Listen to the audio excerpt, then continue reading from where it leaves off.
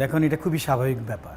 যেটা হলো যে যেই কোনো আইটেম যখন শুল্ক বৃদ্ধি হয়, গাড়ি হোক কিংবা অন্যান্য প্রোডাক্ট হোক, হোয়াট এভার, তাহলে ওই পণ্যটা দাম যখন বেড়ে যায়, এন্ড ইউজার যেটা ক্রেতা, তারা আলটিমেটলি কিন্তু সেটা কিনতে পারে না। তো কি হয়, তো পণ্যটা কম আসে, মানে গাড়ি কম আসবে, সরকার রাজস্ব কম পাবে।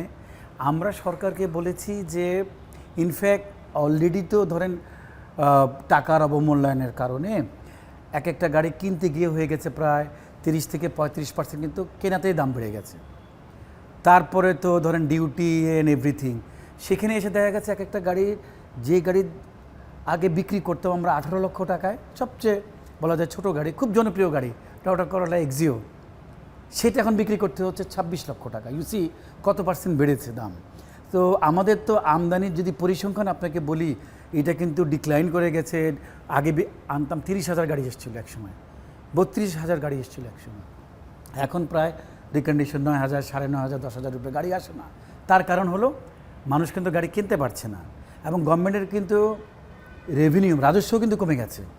আপনি যখন যেই গাড়ি ইম্পোর্ট কম হবে, অবভিয়াসলি তারা রাজস্ব পাবে না। তো আমরা বলেছিলাম যে উল্টা এখন এই বাজেটে অ্যাটলিস্ট ছোটো গাড়ি যেগুলো ছিল, 15 সিসির গাড়ি কিংবা পরিবেশ বান্ধব গাড়ি, হাইব্রিড গাড়ি, সেই গাড়িগুলি কিন্তু ডিউটি কমানো উচিত ছিল। কিন্তু দুঃখজনক হলে সত্য, আমরা দেখলাম যে অনলি পরিবেশ বান্ধব বলতে কি শুধুই প্লাগ ইন হাইব্রিড বোঝায়? পরিবেশ বান্ধব বলতে কি শুধু ইভি বোঝায়? নো, এটা উইথ আপনার কি আমরা যে হাইব্রিড গাড়ি বিক্রি করছি, একটা গাড়ি, ছোট্ট এক্সাম্পল দিয়ে দর্শকের জন্য, করোলা ক্রস আমরা বিক্রি করছি, করোলা ক্রস, এটা লিটারে 25 থেকে 26 কিলোমিটার যায়, ইউসি। তো এটা তো পরিবেশ বান্ধব তো অবশ্যই, দ্বিতীয়ত ফুল ইকোনমি। সেইখানে আমরা ওটাকে সুবিধা না দিয়ে শুধু প্লাগ ইন হাইব্রিড আর ইভিকে সুবিধা দেব, আমার মনে হয় এটা হয়তো কোনো এক পক্ষকে খুশি করার চেষ্টা হচ্ছে, এটা ঠিক না। আমি মনে করি নতুনও থাকবে, রিকন্ডিশনও থাকবে, জাপানিজও থাকবে, চাইনিজ বলেন, কোরিয়ান বলেন, সব শোরুম থাকবে, সব ব্যবসা থাকবে। মানুষ যারা ক্রেতা, it is depending on them, তারা চুজ করবে কিন্তু কোন শোরুম থেকে তারা কী গাড়ি কিনবে। কিন্তু তার আগে আপনার সরকারের উচিত যে একটা লেভেল প্লেয়িং ফিল্ড করা উচিত। আমি যে কোনো একটা সেগমেন্টে হঠাৎ করে ডিউটি কমাই দিলাম, ধরুন আপনার ইভির হঠাৎ করে বলছে যে ইভির, শুনছি যে ইভির ডিউটি কমিয়ে দিয়েছে ইভি গাড়ির, কিন্তু ইভি গাড়ি যে আমদানি হচ্ছে, আপনি চিন্তা করেন ওদের কয়েকটা মডেল মাত্র।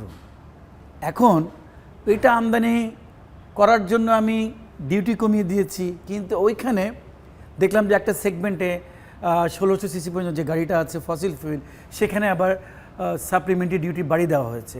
কিন্তু কেন? তার কারণ কেন বলছি, কেননা হঠাৎ করে আপনি ওটাকে সুবিধা ঠিকই দিচ্ছেন, কিন্তু ওদের তো এত আইটেম নাই। ধরেন আমাদের যে রিকন্ডিশনের যে আইটেম, তো প্রায় 70-80টা আইটেম। তো এটা তো ওরা ইম্পোর্ট করে না, ওরা 4-5টা মডেল ইম্পোর্ট করে, 4-5টা সেগমেন্টের গাড়ি ইম্পোর্ট করে। আমরা অ্যাম্বুলেন্স থেকে শুরু করে আপনার ছোট গাড়ি, বড় গাড়ি, আপনার গিয়ে এসইউভি বলেন, আপনি বলেন মাইক্রোবাস বলেন, সব রকম গাড়ি আমরা ইম্পোর্ট করি, সেটা তারা দিতে পারবে না। তাহলে হঠাৎ করে কী হবে, বাজারে গাড়ির দাম বেড়ে যাবে, এবং আমি ওটার সুবিধা দিতে গিয়ে সরকার কিন্তু ওইখানে রাজস্ব কম পাবে, আর এখানেও কিন্তু রাজস্ব হারাবে। কেন, এখানে আমি ডিউটি বাড়িয়ে দিই, আলটিমেটলি তো এই গাড়িগুলো কম আসবে এখন। তো সরকারের যে রাজস্বের টার্গেট, এত বড় একটা বাজেট, 9 লক্ষ কি 34,000 কোটি টাকার বাজেট, তো আয়টা কোত্থেকে হবে? আপনি ডিউটি কমিয়ে দেন। আমি মনে করি এটা প্রস্তাবিত বাজেট 30 তারিখ পর্যন্ত সময় আছে, উচিত সরকারের রিকনসিডার করা উচিত দুটো জিনিস। আমি আবারও বলবো, এটা করলে শুধু আমার বিক্রির জন্য না, এটা উইন উইন। আমি এন্ড ইউজারের কথা বলবো, যে যারা কেনার কথা, যারা আমাদের ক্রেতা সাধারণ। সরকার তো বিজনেস ফ্রেন্ডলি গভর্নমেন্ট, আমরা জানি এই সরকার একটা বিজনেস ফ্রেন্ডলি গভর্নমেন্ট। এই সরকার ব্যবসায়ীদেরকেও দেখবে, ইভেন এই বাজেটটা জনগণের জন্য বাজেট। মাননীয় অর্থমন্ত্রী বলছে যে বাজেটটা করছি আমরা জনগণের জন্য। তা আমি যে কথাটা বলছি জনগণের জন্যই বলছি। যদি আপনি শুধু ইলেকট্রিক গাড়ি না, ইভি না, আপনি পরিবেশ বান্ধব সব গাড়ির ডিউটি কমান, মানে হাইব্রিড সহ, এবং 1600 সিসির যে গাড়িটার ডিউটি বাড়িয়েছেন ফসিল ফুয়েল, আমি মনে করি সেটা আগের জায়গায় চলে যাওয়া উচিত। এমনি কিন্তু বিক্রি কম, তাহলে কিন্তু ক্রেতারা গাড়ি কিনতে পারবে না। আর সরকারের যে এত বড় একটা লক্ষ্যমাত্রা ধরেছে, হ্যাঁ, সেটা উচ্চ আয় করতে হবে যদি রাজস্ব না পায়। আমি মনে করি সরকারের এই জায়গাটা চিন্তা করা উচিত। দেখুন, যদি আমি স্থানীয় গাড়ির বাজারটা বলি, নর্মালি তো আমাদের বিক্রি একেবারেই নাই। গত প্রায় কোভিডের পরে হঠাৎ করে ডলারের দাম বেড়ে গেল প্রায় 30-40%। তারপরে আপনাকে মধ্যপ্রাচ্যের যে যুদ্ধ, তারপরে ইন্টারিম পিরিয়ড 1.5 বছর। বিশ্বাস করেন আমরা গাড়ি ব্যবসায়ীরা না পারতে গাড়ি ব্যবসা করছি, বিকজ আমাদের ইনভেস্টমেন্ট হয়ে গেছে, ব্যাংক থেকে আমরা লোন নিয়েছি। এত আমাদের সাথে লক্ষাধিক লোক কিন্তু জড়িত আছে। ওরা কোথায় যাবে ব্যবসা বন্ধ করলে? আমাদের ছেড়ে দেওয়া পালিয়ে বাঁচি অবস্থা। কিন্তু আমরা তো এই ব্যবসাটা শিখেছি, টোটাল মার্কেট কিন্তু এফেক্ট হয়ে যাবে। আমাদের খুবই প্রত্যাশা ছিল এই বাজেটে গভর্নমেন্ট পরিবেশ বান্ধব, মানে total hybrid, plug in hybrid এবং ইভি সব গাড়ি ডিউটি কমাবে। কারণ আপনি তো দুই চোখে দুই রকম দেখতে পারেন না। আপনি পরিবেশ বান্ধব গাড়ি বলতে কী বোঝায়? শুধু কি প্লাগ ইন হাইব্রিড? নো, আপনার হাইব্রিড গাড়ি তো আপনার পরিবেশ বান্ধব, আপনার ফুয়েল ইকোনমি, তো এটাকে কেন কমাবেন না? আই ডোন্ট নো ওয়াই, কার সাথে এটা করা হয়েছে। আমি মনে করি রিকনসিডার করা উচিত। এবং আমরা তো বেঁচে আছি, এই নিবু অবস্থায় বেঁচে আছি রিকন্ডিশন গাড়ি ব্যবসায়ীরা। আমরা বছরে যেখানে 5,000 কোটি টাকা রাজস্ব দিতাম, 30,000 32,000 গাড়ি আমদানি করতাম, সেখানে আমাদের দেখেছেন যে আপনার গ্রাফটা দেখেন কীভাবে নিচে নেমে গেছে আমদানির, এবং রাজস্বর গ্রাফ নিচে নেমে গেছে। এর থেকে আমরা ভেবেছিলাম যে এই বাজেটে অ্যাটলিস্ট এটাকে গভর্নমেন্ট রিকনসিডার করবে। আমি মনে করি এটা প্রস্তাবিত বাজেট, 30 তারিখ পর্যন্ত সময় আছে। আমি আমার বারবিটার নেতৃবৃন্দ আছে, ওনারা সরকারের সাথে যোগাযোগ করবে, আমরাও কথা বলবো। আমি চাই এটা প্রস্তাবিত বাজেট 30 তারিখের আগে এই 2-3 জায়গার জন্য সরকার একটু করে রিকনসিডার করুক, কারেকশন করুক। সরকার উপকৃত হবে, রাজস্ব ঠিক পাবে, আর এন্ড ইউজার যারা জনগণ তারা কিন্তু স্বল্প মূল্যে এই ভালো গাড়িগুলি পাবেন। ইভি গাড়ি যেটা ছাড় দিয়েছে সেটা সরকার ছাড় দিতেই পারে, সেটা কোনো একেবারে বিস্ময়ের কিছু না, এটা হতে পারে। কিন্তু আপনি কি, আবারও বলছি আপনাকে, দর্শকদের উদ্দেশ্যে বলছি যে পরিবেশ বান্ধব গাড়ি সরকার কেন করেছে? পরিবেশ সহায়ক এই গাড়িগুলো এক, দ্বিতীয়ত আপনার ফুয়েল ইকোনমি গাড়িগুলো, যে তেলের জন্য আর কোনো খরচ নেই। তাহলে তো আপনি পরিবেশ বান্ধব তো হাইব্রিড গাড়ি কেন দিলেন না? আমার কথাটা সেখানে, আপনি হাইব্রিড দেন, প্লাগ ইন হাইব্রিড দিয়েছেন, ইভি দিয়েছেন, সাথে দয়া করে যুক্ত করেন হাইব্রিড গাড়িরও। আপনি প্লাগ ইন হাইব্রিডে যে সুবিধা দিয়েছেন ওই স্ল্যাবে হাইব্রিডকেও দেন, ইনশাল্লাহ আমি মনে করি ক্রেতারাও কিন্তু ভালো ভালো গাড়ি পাবে। জাপানের গাড়ি, জাপানে কিন্তু পিএইচভি নাই, ইভি নাই। তো এখন আমরা এই যে পরীক্ষিত গাড়ি, জাপানিজ গাড়ি, আপনি জানেন জাপানিজ গাড়ি মানে কি? মানে হলো আপনার গ্যারেজে কম যাতায়াত করতে হয় এক, দ্বিতীয়ত হলো যখন গাড়ি বিক্রি করবেন তখন আপনি কিন্তু একটা ভালো রিসেল পায়। আমাদের বাঙালি লোকজন তো যখনই গাড়ি কিনে চিন্তা করেন রিসেলের চিন্তা করে। তো জাপানিজ গাড়ি আপনার একটা 5 বছর পুরাতন গাড়ি বিক্রি করলেও মিনিমাম 20 বছর চলে, এবং বিক্রি করতে গেলেও ডিপ্রিসিয়েশন খুবই কম হয়। তো আমি গভর্নমেন্টকে বলবো দয়া করে রিকনসিডার করেন এটা। টোটাল পরিবেশ বান্ধব যে গাড়িগুলো আছে হাইব্রিড, প্লাগ ইন হাইব্রিড এবং ইভি, সেটাকে এক জায়গায় আনেন, একই কাঠামোতে এনে আমি মনে করি যে ডিউটির যে ফ্যাসিলিটি এটা দেওয়া উচিত। আর 1600 সিসির গাড়ির যে একটা উনি একটা স্ল্যাব ভাঙা হয়েছে, এক থেকে দেখলাম যে 1200 সিসি, 1200 সিসির কোনো গাড়ি নেই আমাদের। পার্শ্ববর্তী দেশে একটা গাড়ি আছে 1200 সিসির, সেই গাড়িগুলো নিয়ে আমার অনেক প্রশ্ন, ক্রেতাদেরও প্রশ্ন, যে গাড়িগুলো আছে ওটার মান নিয়ে প্রশ্ন, সেটার কিন্তু সুযোগ দেওয়া হয়েছে। 1 থেকে 1200 সিসির একটা স্ল্যাব ভাঙা হয়েছে, আবার 1200 থেকে 1600 স্ল্যাব, তো ওইখানে ওইটা ভেঙে দিয়ে ওইটা ডিউটি বাড়িয়ে দেওয়া হয়েছে। আমি মনে করি সেটা কিন্তু ঠিক হয়নি, রিকনসিডার করা উচিত। এনবিআরকে বলবো, সরকারকে বলবো যে দয়া করে 30 তারিখে, এটা তো প্রস্তাবিত বাজেট, 30 তারিখের মধ্যে এটাকে রিকনসিডার করে 1600 সিসির যে স্ল্যাবটা, সেটা যে ডিউটি বাড়ানো হয়েছে সেটা না করে 1 থেকে 1600 রাখা উচিত, আবারও বলছি। আর পরিবেশ বান্ধব যে গাড়িগুলো আছে হাইব্রিড, প্লাগ ইন হাইব্রিড, একই স্ল্যাবে একই ডিউটি রাখা উচিত আমি মনে করি। মাননীয় প্রধানমন্ত্রীর কথা শুনছি, মাননীয় অর্থমন্ত্রীর কথা শুনছি, ওনার কিন্তু বারে বারে বলছে যে বাজেটটা করবো আমি জনগণের জন্য। এবং আমরা এই সরকারের আগেও তো ওনারা সরকার পরিচালনার দায়িত্বে ছিলেন, দেখেছি যে ওনারা বিজনেস ফ্রেন্ডলি, আই আন্ডারস্ট্যান্ড, তারা আমাদের কিন্তু এই মর্মটা বুঝবে।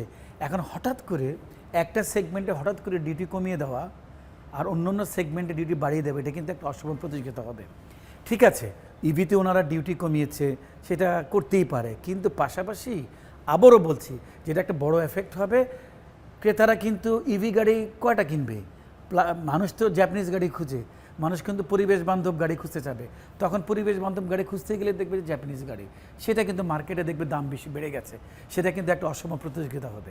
এবং আমি মনে করি সরকার বাহাদুর এটা চিন্তা করবেন যে সবার জন্য ব্যবসা উন্মুক্ত থাকবে, নতুন রিকন্ডিশন সবাই ব্যবসা করবে, আর একটা আমি মনে করি উইন উইন সিচুয়েশন, বাজেটটাও যেন উইন উইন হয়।